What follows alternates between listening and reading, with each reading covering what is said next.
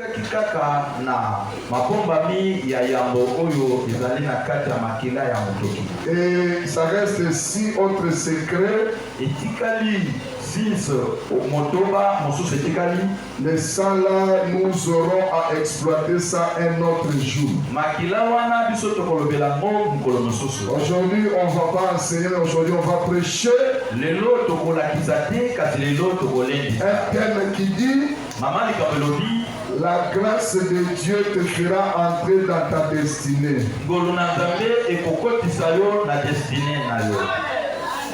Je dis la grâce de Dieu. La grâce du Père te fera entrer dans ta destinée au nom de Jésus. Je pensais que tu allais dire amen le plus que ton voisin. Que la grâce de Dieu te fasse entrer dans ta destinée. Que la grâce de Dieu te fasse entrer dans ta destinée. Que la grâce du Père te fasse entrer dans ta destinée. Que la grâce du Père te fasse entrer dans ta destinée. Même si on a mis des blocages sur ta vie, mais que la grâce de Dieu te fasse entrer. Même si ma blocage d'ailleurs, mais que la grâce de Dieu te fasse entrer. Si ma blocage est combattu, mais que la grâce de Dieu te fasse entrer. Si ma blocage la grâce de Dieu te fera entrer dans ta destinée. Que la grâce de Dieu te fera entrer. Je dis que la grâce de Dieu la grâce de Dieu est capable de briser la malédiction de famille. La grâce de Dieu est capable de changer ton histoire. Je dis amen et reçois cela. Je dis amen et reçois la grâce de Dieu. La grâce de Dieu, ça ne regarde pas le niveau des études. La grâce de Dieu, ça ne regarde pas le nom de ta famille. La grâce de Dieu, ça ne regarde pas là où tu dors. La grâce de Dieu, ça ne regarde pas ton mari. La grâce de Dieu, ça ne regarde pas tes enfants. Je parle à quelqu'un. Si tu me dis amen, la grâce de Dieu te localise.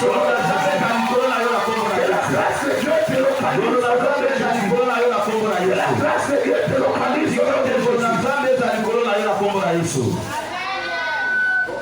Tu ne comprends pas la grâce, hein? Si tu comprenais la grâce, tu allais sauter dire amen.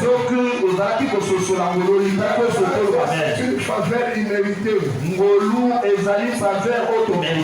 Alléluia. La grâce, c'est une sélection sans critères. Tu ne remplis pas les critères, mais c'est Dieu qui est choisi. Tu n'as pas été présent, mais c'est toi qui es récompensé. Tu n'es pas connu, mais Dieu accepte de te faire connaître. Tu n'as pas jamais, Dieu accepte de te donner les moyens. Tu n'as pas de français, mais Dieu te donne du travail. C'est la grâce de Dieu. Oh, la grâce de Dieu. Donner les enfants à une femme stérile. Dieu,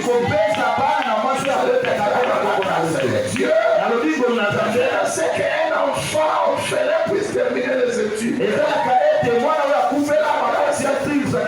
grâce de Dieu fait qu'une femme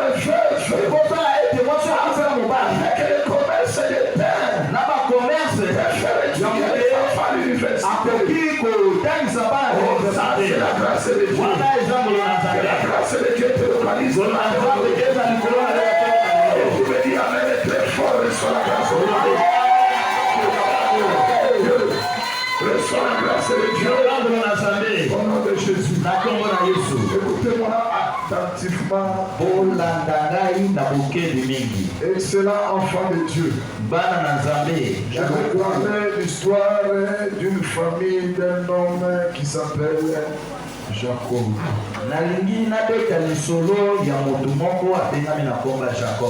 Les enfants, arrêtez de déranger l'église, s'il vous plaît. Je vais parler de l'histoire d'un homme qu'on appelle Jacob. Suis-moi attentivement. Jacob, c'est qui? Jacob, c'est le fils d'Isaac. Jacob est avec sa femme Rebecca. Isaac, c'est qui? Isaac, c'est le fils d'Abraham. Abraham qu'on appelle le père de la foi. C'est avec Abraham et sa femme Sarah, ils ont donné naissance à Isaac. Isaac, quand il est devenu grand, Abraham a envoyé son serviteur Eliezer pour aller chercher une femme pour son fils Isaac. Isaac, Eliezer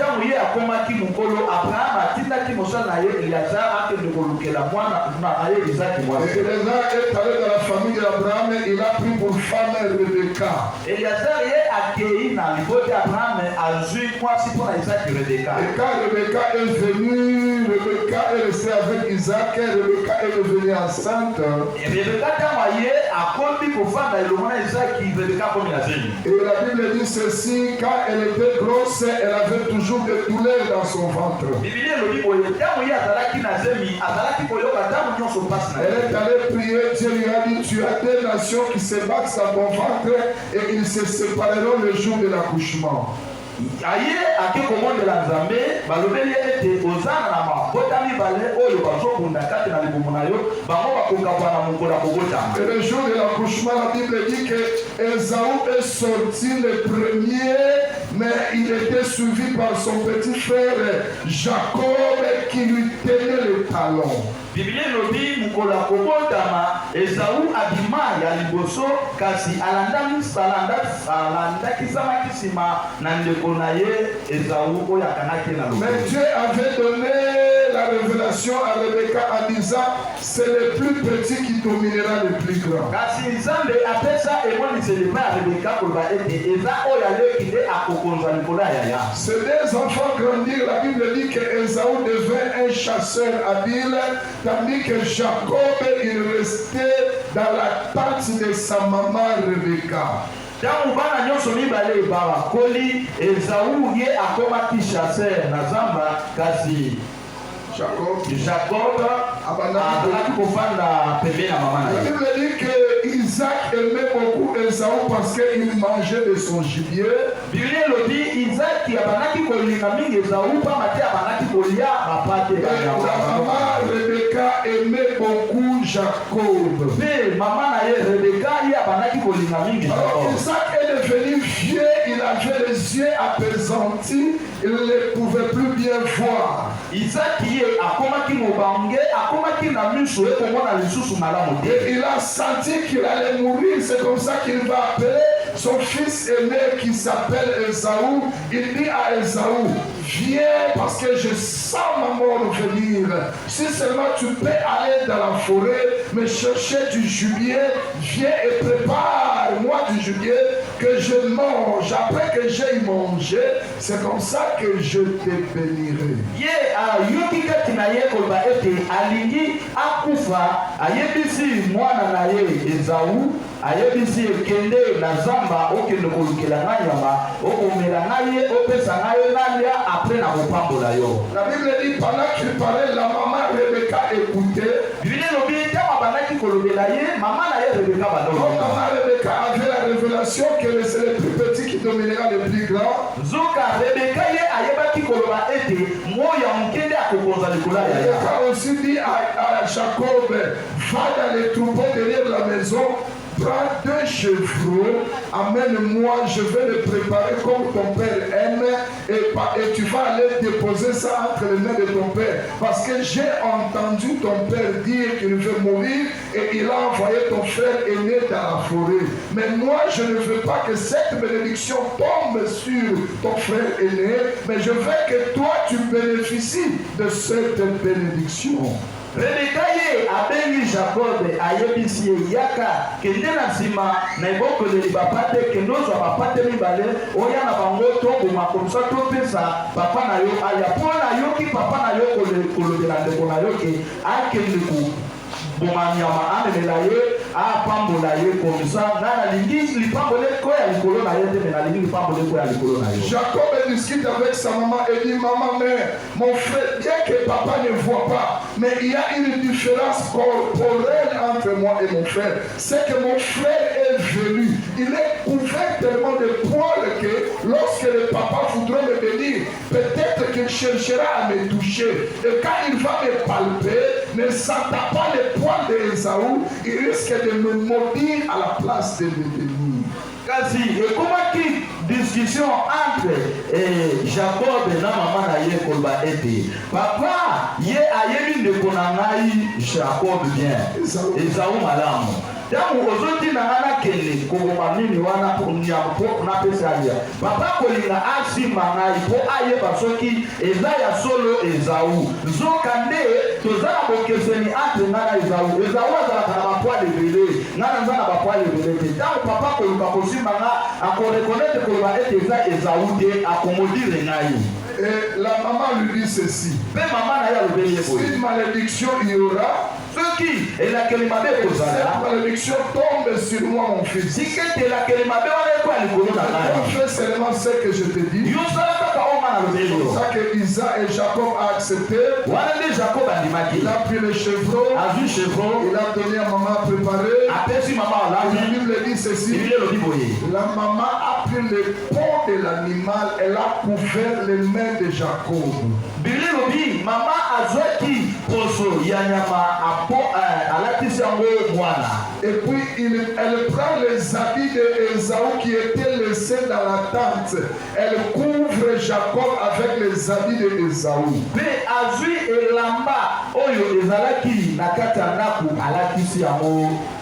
Jacob. On a parlé des habits ici tout au long de la semaine. Et il prend maintenant la nourriture. Il l'amène vers le papa. Le père ne pouvait plus voir. Jacob s'avance avec la nourriture. Il se présente devant le père. Et le père demande qui es-tu? C'est moi ton fils. Lève-toi et mange de mon gibier. Le père lui pose la question. Mais as-tu déjà trouvé du gibier? Il dit oui, c'est que ton Dieu l'a mis au devant de moi. Maintenant lève-toi et mange.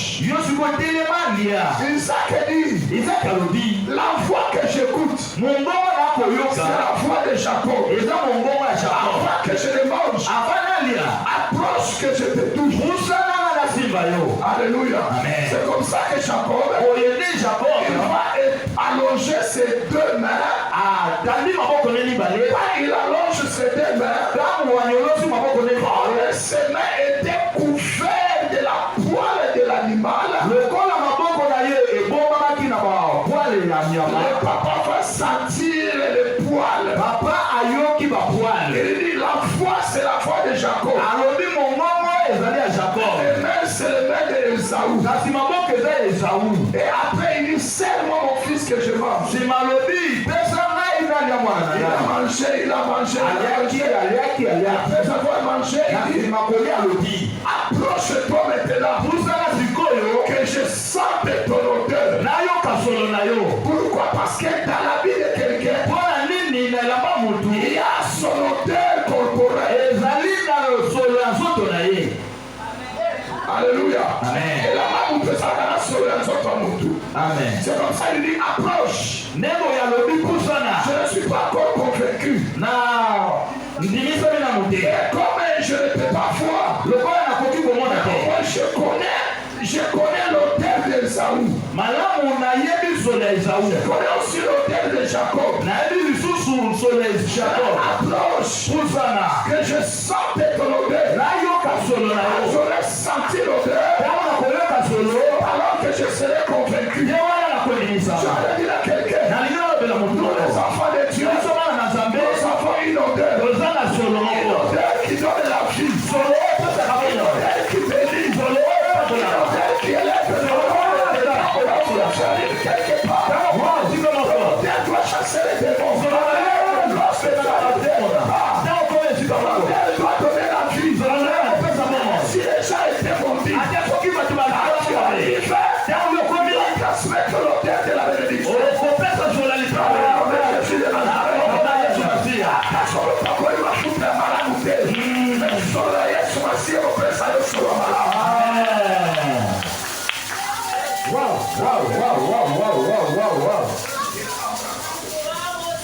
Embrassez-moi Nanaye. Il embrassa son fils. Quand il l'embrassa, Nanaye sentit l'odeur.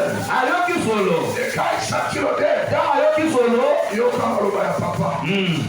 L'odeur de mon fils. Solo ya mwana na mama mobali. Et comme un chant que l'Éternel a béni. Un chant que l'Éternel a béni. C'est un chant qui ne manque pas de diamants. Un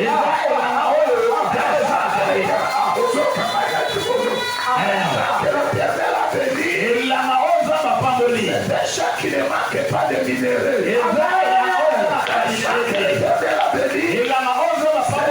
Qui ne manque pas l'argent. Il ne manque pas les diamants. Il ne manque pas la casse. C'est les chats qui ne manquent pas les émeraudes. C'est les chats qui ne manquent pas les pierres précieuses. C'est les chats qui ne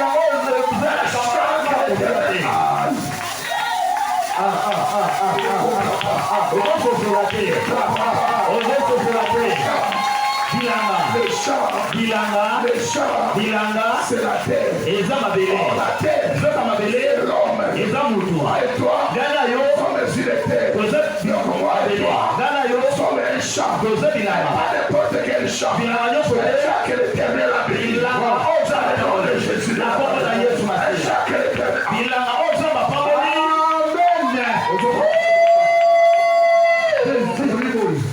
Okomona bilanga mosusu ozomona oro te me oro ezala se omona diamant te diamant ezala se omona libala te libala ezala se omona bana te bana bazala te omona mapangu te asomoni bilobanga yeyo au nom de Jésus. Ça ne pas au nom de Jésus. Bilanga zata. Alléluia. Amen. Chaque l'Éternel a fait quoi? Tu es béni au nom de Jésus. Tu es béni au nom de Jésus. Tu es béni au nom de Jésus.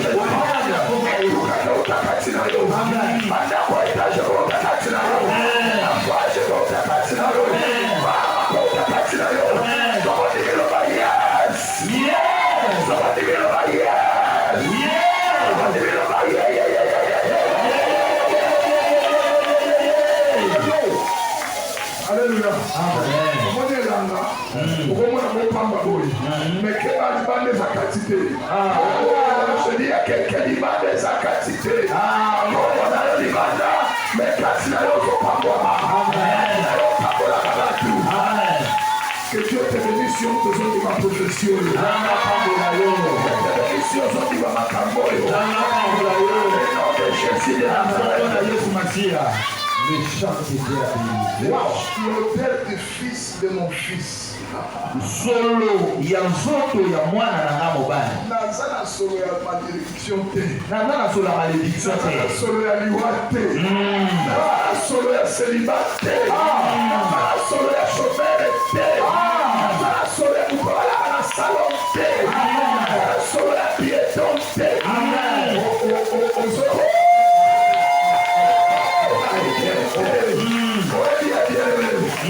Solo ya président et que c'est une solo ya directeur. Solo ya directeur et que c'est une solo ya ministre. Solo ya ministre que c'est une solo ya wewa. Solo ya wewa que c'est une kutonika kambumba. Solo ya que c'est nata. Que Dieu te donne une bonne odeur.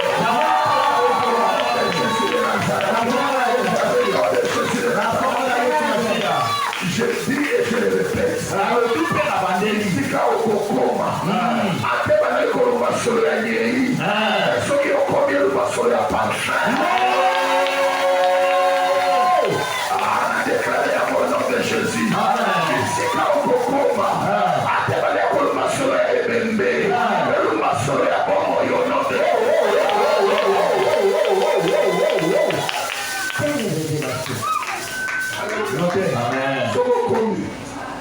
Sokokomi.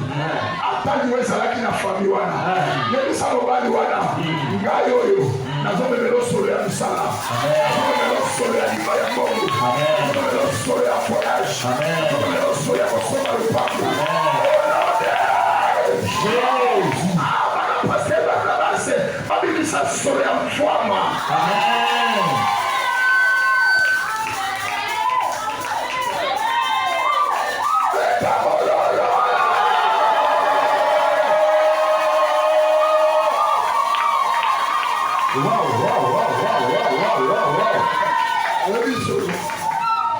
Solo, loba solo, loba solo, oyebi solo, edepandaka, solo ya mabe ezali, solo ya kitoko ezali, solo ya mabe bakabaka nde, solo ya bakabaka nini, solo ya malamu bakabaka nini, okopela solo ya kitoko.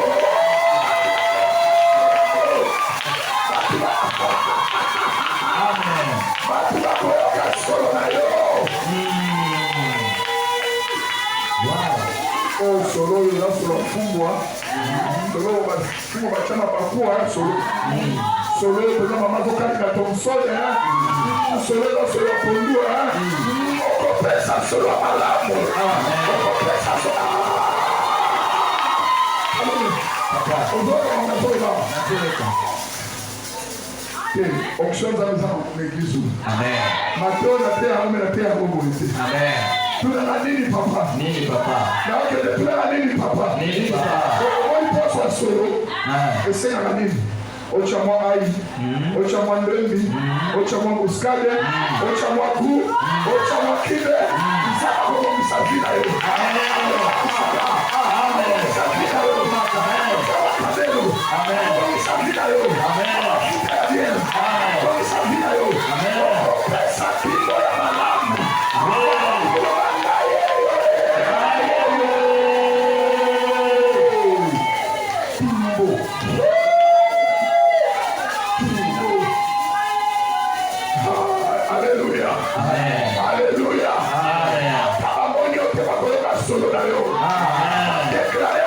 Jésus. Solo na yo elo wa bandale keleti na kasabu. Keleti na ngirigiri. Elo wa bandale keleti na lemba. Elo wa bandale keleti na kombe. Elo wa kombe keleti na brasa. Elo wa brasa keleti na taxi. Elo wa taxi keleti na France. Elo wa France keleti na Europe. Elo wa dignité na likolo na kokambola. Solo na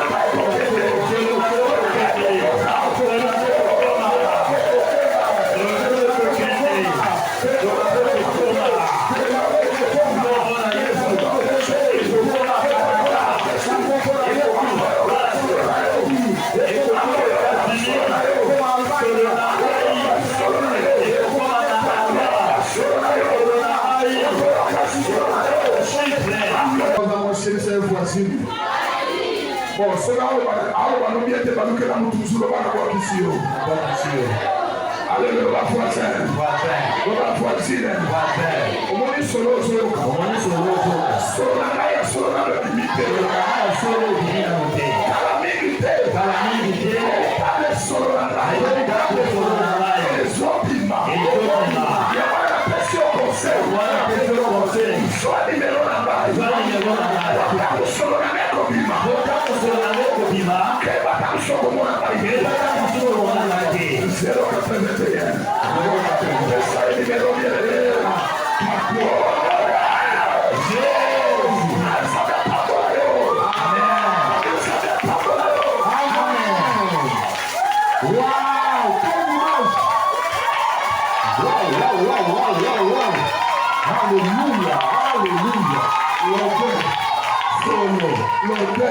Solo, du chant de mon fils.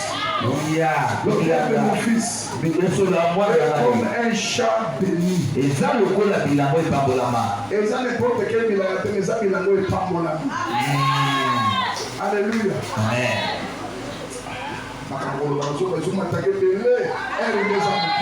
Alléluia. Amen. Et comme un champ béni. Mon fils, tu recevras la rosée du ciel.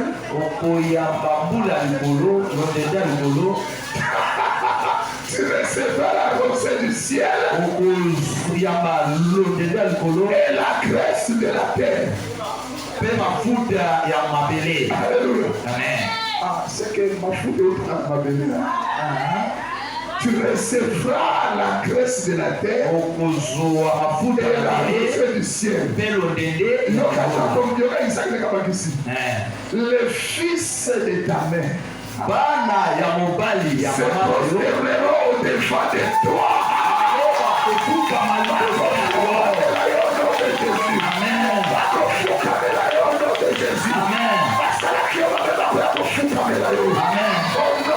Jésus. Amen.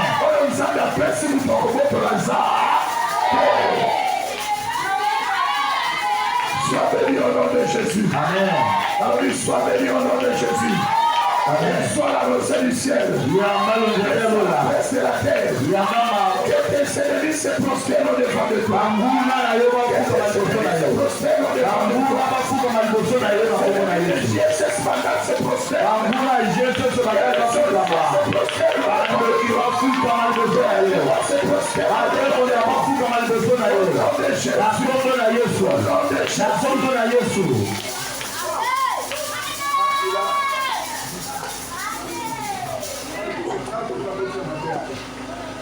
Quand il a fini de parler comme ça, Jacob sort. Jacob a dit, et Esaü maintenant vient avec la nourriture.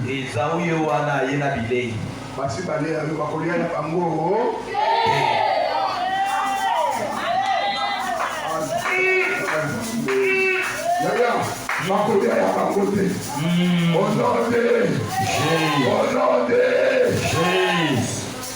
revient avec la nourriture. Père, lève-toi, mange. Papa, la mouka, lia. Papa, déjà à Rotonda. C'est moi ton fils Esaü. C'est lui que j'ai venu ici. Mais on n'a pas besoin qu'à ton frère est venu ici. Il a pris ta bénédiction.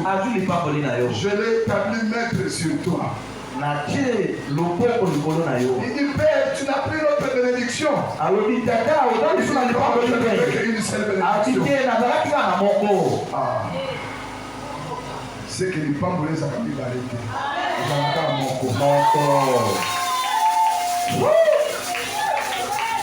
Les femmes il y a des âmes, les alaka moko. Alléluia. Amen. Siko oyo la ndaka simawana nde ezali ma conséquence ya lipamboli. Je vais te dire la vérité. La bénédiction, le mariage, ce n'est pas une bénédiction. La voiture, ce n'est pas une bénédiction. L'argent, ce n'est pas une bénédiction. La fête, ce n'est pas une bénédiction. Le voyage, ce n'est pas une bénédiction.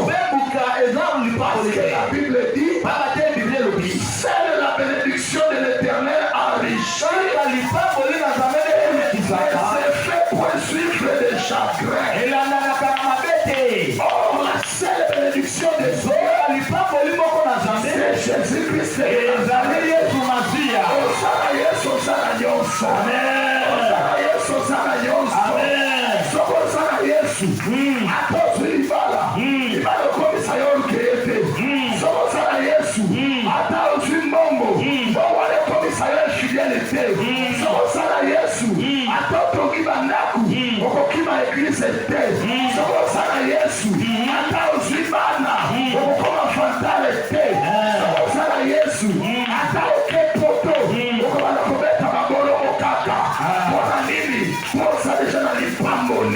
Amen.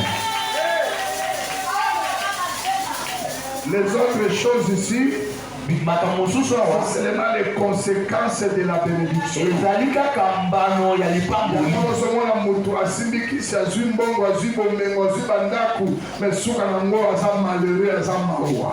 Vraiment. Ce n'est pas la bénédiction. La bénédiction, c'est la parole de Dieu.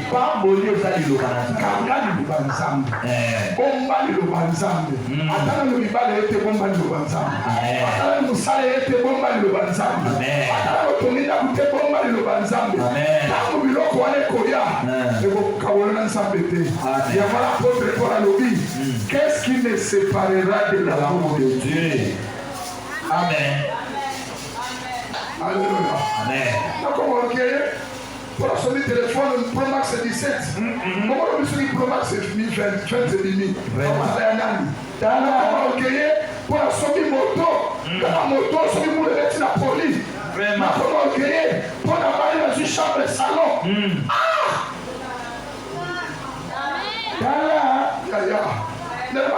L'église c'est tard. Pour la beauté. Papa bana bazotungisanga na ndako papa mwana ya église zate papa ya lipango ya nzambe koko kabolola nzambe Vraiment. Papa lobaka ngwa. ya papa atuka na yele papa moyen te bana batungisanga papa na lala te kutu kwa papa ya tutaki biloko vraiment ndio unasomona siko nzambe akotola mwana wana akotola mbongo wana tosala nini. Alléluia. Amen. La bénédiction de Dieu. Yaya, oko kanga 17 heures oye na kinti. Lobi nango oteki ochamwe koleka kotola na kitembeze. Amen. C'est bon que vous comprendre. La personne écriture. Bible le Bible. C'est par erreur que vous vous levez tôt et vous couchez tard pour un salaire de misère. On a dit pas ma casse. Ok, là, la boutou ma casse. L'église, vous avez été choqué. Vraiment. Mais pour un salaire de mais l'Éternel donne à ses enfants autant convenable.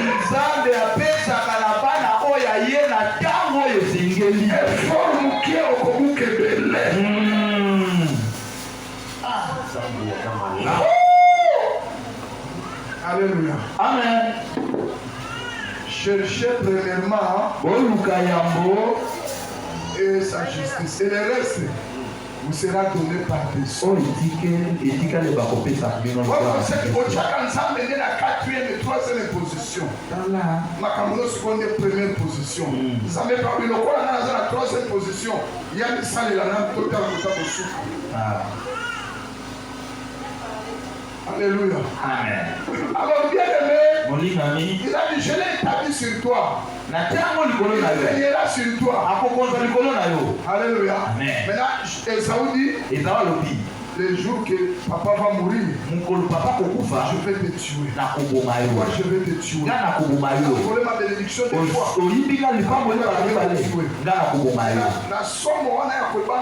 C'est comme ça que la maman Rebecca va dire à Jacob, je ne vais pas voir ta mort.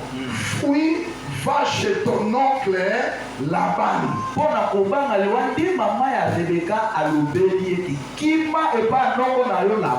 Alléluia. C'est comme si Kinshasa va au bas Congo jusqu'à ce que la colère de ton frère puisse s'apaiser. C'est comme ça que Jacob va quitter et il va dans le pays de Padam Aram. Et quand il arrive là-bas, il est arrivé autour d'un puits. Il est arrivé autour d'un puits. Et il il demande aux gens, Azeng na bato. est-ce que vous connaissez un homme qui s'appelle Laban? Est-ce que vous avez dit mutu moko kombo na ye Laban? Oui, nous le connaissons. Babi oui to Est-ce qu'il ye. est en bonne santé? Est-ce qu'aza malamu? Oui, il est en bonne santé. Aza nzoto Et kolongola. d'ailleurs, voilà sa fille qui est en train de venir. Mutu tala mwana ya mwasa zoya. Et c'était sa fille qui s'appelait Rachel. Ezalaki nde mwana na ye kombo na ye Rachel Rachel. était en train de venir avec les Rachel abandaki koyana pour les abréver, comme les sabango, parce qu'elle était bergère. po azalaki mobateli La bapati. Bible dit ceci, Bible elobi quand Rachel est arrivée, ntango Rachel akomi, Jacob a fait connaître à Rachel qu'il était son parenté. Jacob asali ete Rachel ayeba ete azali ndeko na ye. Amen, ndeko na ye. Ndeko na ye. ayebisi eke nazali ndeko na yo ngai mama na ngai kombo na ye Rebeka, mama na ngai azali leki ya papa na yo. Etango Rachel ayoki ndenge wana akimi mbala moko na ndako ake koyebisa papa mutu moko azali awa alobi ye nde mwana ya tata mwasi Rebeka. Papa yaka kotala nde Laban abimi mbangu ntango akomi amoni mpona ntango kala bacongo ezalaki te, bapare photographique mpe ezalaki te, me lisolo kaka ngai nde Jacob mwana ya Rebeka leki na yo boyena abi mwana na ngai nde ayambi ye maleli wana wende azwi ye amemi ye na ndako. Alléluia. Amen. Quand il amène à la maison, Jacob va rester chez Laban. Jacob akotikala Et la Bible dit Jacob restant chez Laban. Bible elobi Jacob atikali pa Il n'a pas croisé les bras. Laban abanda kokanga maboko. Jacob n'a pas croisé les bras. Jacob akanaki maboko te. Il n'est pas resté sans rien faire. Afandaki kosala Mais pamba il a na commencé côté. à travailler. Yakomaki kosala. Voilà pourquoi nous disons Dans la maison de Laban. Dans la maison de Laban, il faut travailler. Dans la maison de Laban, il faut travailler. Or, la maison de Laban, c'est l'église du Seigneur. La Bible déclare, vous servirez l'Éternel et l'Éternel vous bénira. Serve le Seigneur. Nous sommes appelés à servir Dieu.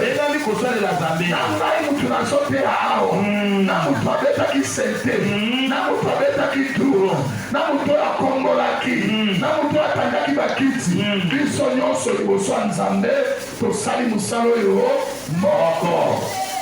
Amen. Alléluia. Amen. Yango wana na nzoto tozala misapi ya milayi na misapi ya minene, ezala misapi ya mike na misapi ya minene. Alléluia. Amen.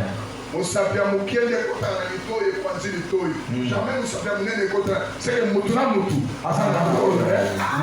Amen. Maintenant, mabe ekomaka bisika nini yo sikoyo ozonéglige rôle na yo nde kote mabe ekomaka. Yango wana mosapi ozokanisaka oza mosapi ya moke, nzoka yo nde mosapi ya monene mpo soki otandi bakiti te moyenga paster na te ya te tika komemisaka paster echarge ye moko abeta sente, ye moko atanda bakiti, ye moko akombola, ye moko abongisa générateur na mutu na mutu na rôle na ye. Amen. Alléluia. Amen. Il y a la bénédiction dans le travail de Dieu. Ezali na lipamboli kati na mosala na Nzambe. Alléluia. Amen. Maintenant, il commence à travailler. C'est pas comme kosala. Il travaille. Azosala. Là-bas, regarde son travail. Laban atali mosala na ye. Il dit, Alobi oncle, noko tu travailles chez moi comme ça avec abnégation, avec courage. ozosala epa na ngai na pifo nyonso. Dis-moi quel sera ton salaire. Yebisanga lifuti na yo ezala nini? Jacob dit, Jacob alobi bon, oncle, depuis d'ailleurs, nous avons des chéris. On a des moumias, mais on a des bonsoirs, on a des makubuka, on a des luminaires, on a des makoko, on a des pénalités. Mais dans mon livre, on a mis balai, vrai chéri. Alors, ma vrai chéri. vrai chéri. Vrai chéri. Vrai chéri. Alléluia. On a un vrai chéri.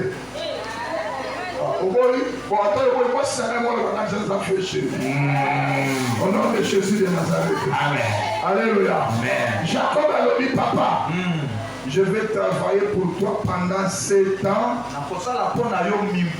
pour Sambo, pour avoir ta fille Rachel. Or la Bible dit, Léa avait des défauts et Rachel était belle de taille. Et belle de figure. Alléluia. Amen.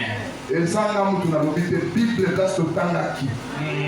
Et le dit, Léa avait des défauts. Léa a des défauts. Léa défaut naïe. Nzoto makasi lokola kwanga. Lokola makaka diaka. Nzoto makasi lokola soda FARDC akeli tumba la este. Soki azotambola lokola commando. Alléluia. Ya tambola kape bien. Pokesa kape bien. Alléluia. Amen.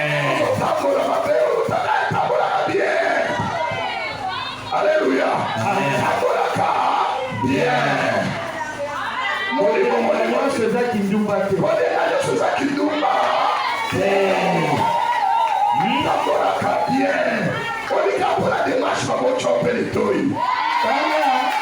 Est-ce que vous avez vu ma belle? On se voit pour dire malo pour ça la besoin de toi. Si vous avez le cola moi ça tu m'appelles c'est tabola bien. Voilà moi asali kaka na pampette siko komi ekiti kotobo on se va tabola ka bien. Alléluia. Attention pas que la balle tombola mais tabola bien. Attention à la communauté tabola ka bien. Alléluia. Amen. Alléluia. Amen. Léa makoko makasi ndi mwasanika kwa. Alléluia. Amen. Bakolomi piku. Na ela mapelenge yebo géographie divine makolo. Na yala kajita mukuse. Exactly. Est-ce que na Bible la kajita mukuse ndeki dumba? Dumba te. Ah. On a les gamins ça m'a tenu à jita mukuse penda. Oh.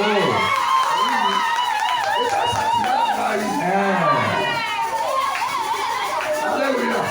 Amen.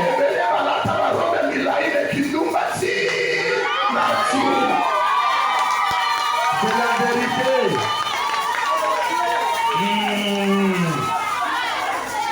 Alléluia. La vérité.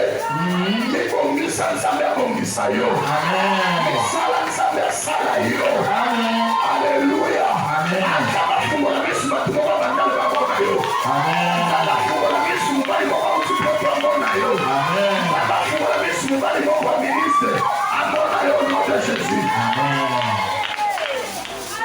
Voilà, ministre, au nom de Jésus. Il y a un peu de temps, du matin à la barre, la croix de ça. Le tableau est à moi 10 mètres de bouquet. Applaudis moto. Solo kwa mitembea ndaku, kwa kitana ndaku te, mwa mukie sela mukie, atawa 20 metres okiti, mbe oketi demarche, tako zotambola, yebisa nzambe ya barabase, kongola kuturowa bisu, amona ngai. Alléluia. Yebisa voisin kofungo mapamba. Alléluia. L'église c'est où? Oh, tu vois mon état? GSS maintenant.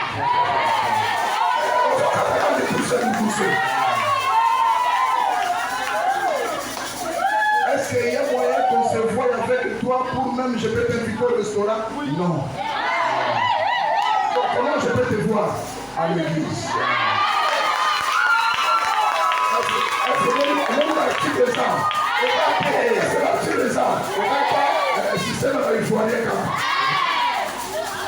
À l'église. L'adresse c'est l'église. À côté du pont. Alléluia. Mafuta nzambe sala likolo na yo. Mafuta nzambe sala likolo na yo. Jacob atali Rachel. Jacob atali Momi. Jacob atali bassin. Après, le pays va se naître, il va tenir les combats. Nathalie Taylor Van Damme. Yaya, ni bongi sala bongi sayo. Au nom de Jésus de Nazareth. Amen. L'apôtre, il y a un signe à la moline, on a un vote. Faiblesse à mon bal, c'est la candidate à Moussou. Faiblesse à moi, c'est la candidate. Mon bal, il y a un bilot pour Malamou. À ce moment-là, Malamou, à ce là. Alléluia. Il y a un message à la salle. Comment c'est ça qui nous battait? Chama plante, chama cabelo, komisa mwa sile, kata mwa manzaka, soko plaqué, bachape mwa verni, komisa na komba Yesu Masia yaka église.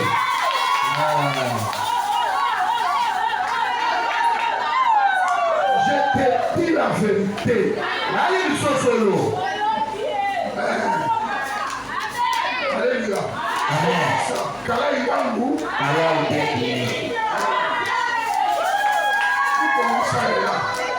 Niko Peta kosono la basi sana.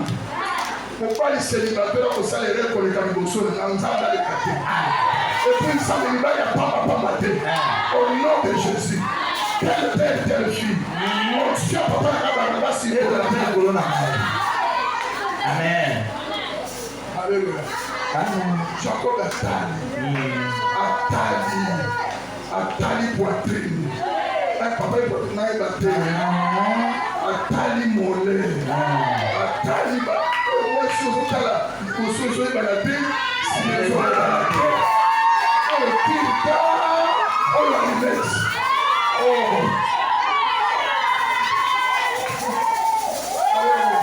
Amen. Moi, c'est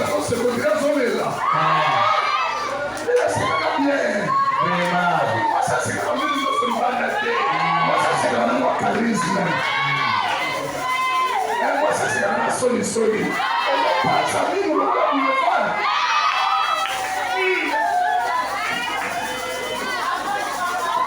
Alléluia. Voici, c'est comme un désordre. Voici, Allah t'a un désordre. Voici, Allah t'a un désordre. Tout ça.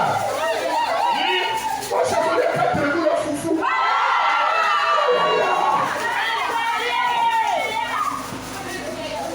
On dit que vous faites la promo, la façon à la Goliath. Malade, il faut être dans le restaurant. Façon, il y a un petit peu plat.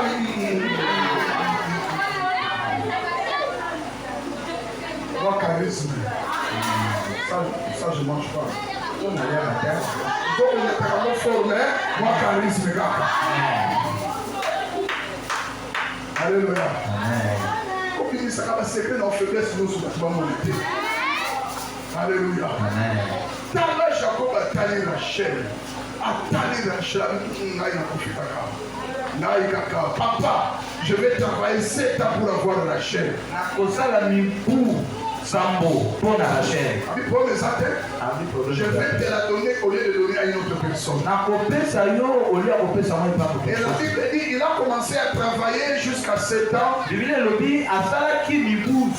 Et ces 7 années furent comme des jours de rien du tout. Rien du tout.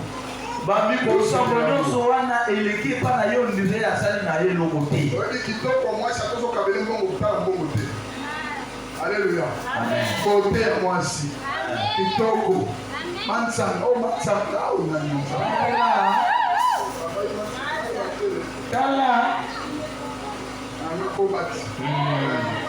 Yoka sina avana na lolo. Avana yana sasa. Nana bandala. Mama tape moto mata. Na takola te kwa misike zote takana ndenge yoka. Na toi na ngai sana na nzoto. Osa ensemble. Alléluia. Au nom de Jésus. Sauvé au nom de Jésus. Mais la réalité, il faut que soit nous. Amen. Alléluia. Après 7 ans, il y a un compte. C'est un coquille à ici là-bas. Donne-moi maintenant ma femme pour que je me réjouisse d'elle. Pour après 7 ans, Jacob est mon Congolais. Alléluia. Amen. Oui.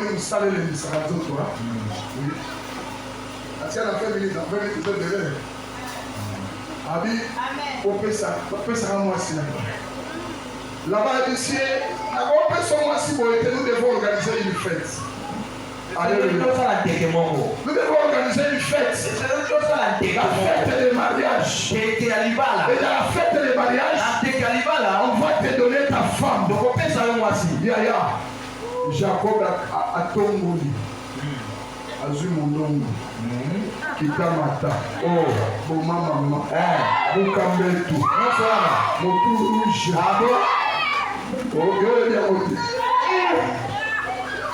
Papa ni biloko ebi. Abandi kozela ba ina imwasi. Mata lo para Portugal. Olobi? Mata lo para Portugal. Ezaki ndenge. 0-0. Matinée. Alléluia. Amen. Yaya. Oyebi na libala. Basalelaka mwasi, batongelaka mwasi robe. Nde bato na kosombela mwasi robe de marié. Mwasi soki alingi akota libala bakosalela ye, bakotisa ye na manicure. Bakosala ye pédicure. Bakosala ye coiffure. Bakobongisa ye suki. Bakosala ye makambo nyonso. Bakobisa ye une semaine okobimaka te benda kote. Benda kote. Rachel abombami. Rachel taera ye azui mesiri na ye ya robe. Rachel basusala ye manzaka. Bazokongisa ye makolo. Bakomi komase elongi. Bakokaka soin de visage. Basali ye basoin wana nyonso tu. Bakongisi ye malamu. Tandis que Léa, moninga abali. Moninga abali. Moninga abali. Grande sœur à quartier. Grande sœur à quartier. Azoba son était azoba pesu moninga abali c'était là. Zoba ndele kindi azobala. Yeye ya tikali kakabu. O penza o. Grande sœur à quartier. Ya kobala kate. Léa zana kaka. Eso bi moninga abali. Azokali ka Thompson. Azotoka tuta pondu. Azokongisa ba frite. Azosala musala. Fete banakate. Fete bandi. Rachel kakomba kaete. Rachel babinisie. Bakatie bilamba. Tala mwasi kitoko. Ekoma na pokwa. Papa ake azui Léa. Papa ake azui nani? Léa. Papa ake azui nani? Azui Léa. Grâce à Nzambe. Et beaucoup qui sayo bisiko lingaki okontate. Amen. Grâce à Nzambe beaucoup qui sayo même ce que ça va critère te. Amen. Grâce à Nzambe beaucoup qui sayo na ba tominene. Amen. Grâce à Nzambe kopamba la vie na yo. Amen. Alléluia. Amen. Cette femme sur qui on n'a pas fait le maquillage. Cette femme sur qui on n'a pas travaillé pour elle. Cette femme sur qui on n'a pas pris la mesure de sa robe. Cette femme qui n'était pas jolie. Mais c'est cette femme-là que le Père a choisi. Que le Père a choisi. Cet après-midi, que le choix du Père soit sur toi. Que le choix du Père soit sur toi. Malgré tes défauts, malgré tes faiblesses, malgré tes insuffisances, que le choix de Dieu soit sur toi. Jésus de Nazareth. Amen. Apoticier na kati ya chambre ya Jacob. Alléluia. Amen. Apoticier na chambre ya Jacob. La Bible dit ceci. Nous allons prier le Seigneur. Faute de temps. Mais la Bible dit. Jacob a créé un ballon pour vérifier pour tout. A calculé 7 ans de quéma.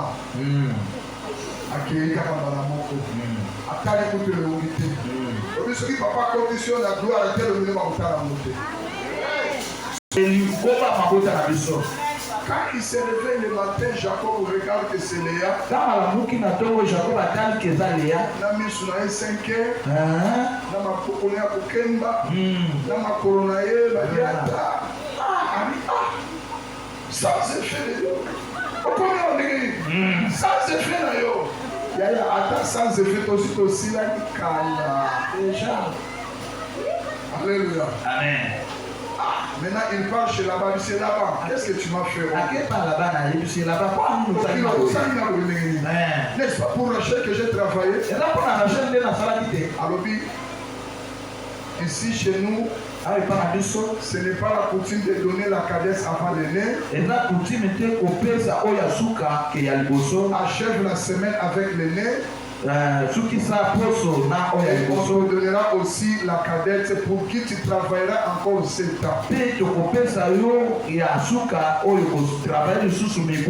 la Bible dit on lui a donné aussi Léa et Rachel. Et regarde bien aimé, là où Dieu fait des choses extraordinaires. La Bible dit l'Éternel vit que Léa n'était pas aimée.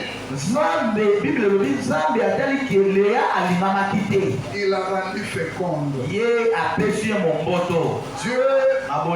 c'est un Dieu d'équilibre.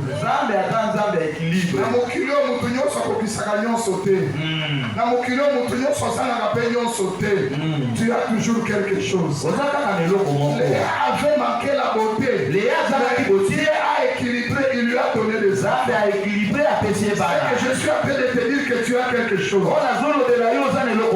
Si tu ne viens pas d'une famille riche, tu n'as pas l'argent, toi tu as une beauté, toi tu as les capacités. Le plus grand défaut dans la vie est ça commis zanga komieba. Ozanga komieba yaya liwa mobimba. Et la Bible dit, Léa devait enceinte, elle enfanta un fils, à qui elle donna le nom de Ruben, car elle dit, l'Éternel a vu mon humiliation. Elle devait encore enceinte. Elle enfanta un fils. Et l'Éternel a entendu que je n'étais pas aimé. Elle lui donna le nom de Siméon. Elle devait encore enceinte. Elle enfanta un troisième fils. Et elle dit, pour cette fois-ci, mon mari s'attachera à moi. Car je lui ai enfanté 3 fils. Et ça lui donna le nom de Lévi. Elle devait encore enceinte. Et enfanta un 4e fils. Et elle dit, pour cette fois-ci, je louerai l'Éternel. Il m'a donné 4 fils. Et c'est ça d'enfanter. Beaucoup de choses sont là-bas. On en parlera autre jour. Que le Seigneur te bénisse. Donne-moi les enveloppes, papa, s'il y en a. Je vais seulement te demander de venir prendre l'enveloppe.